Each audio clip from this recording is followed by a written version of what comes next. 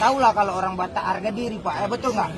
Jadi kelaparan lah, jumpa sama kawan-kawan dari becak. Jadi tuh kawannya ini lagi sakit pinggang Pak, gara-gara banyak duduk di becak, udah kau tariklah becak. Yang pas ini kejadiannya Pak. Jadi ada ibu-ibu, Bang, becak ke diski. Saking malu dia bilang nggak tahu jalan. Oke, kasih tahu jalannya ya. Oke, dikasih tahu. Belok kanan, dop. Belok kiri, banyak kali nih belokan. Bu, kok nggak sampai-sampai? Bentar lagi, 5 belokan lagi baru kita sampai. Udah sampai lah diski. Dibayar ongkos 50.000. Menangis tukang becak nih. Menangis. Ditambah 25.000 lagi. Menangis. Makin menangis. Ditambah 25.000 lagi. Jadi 100.000. Main-main tanah dia jung terbalik. Tapi jamin inilah hak tinggi kan ditampar. Diam dia. Kok gila? Orang narik becak 100.000 udah syukur-syukur. Bu, bukan sekarang, bukan apa Bu? Katanya.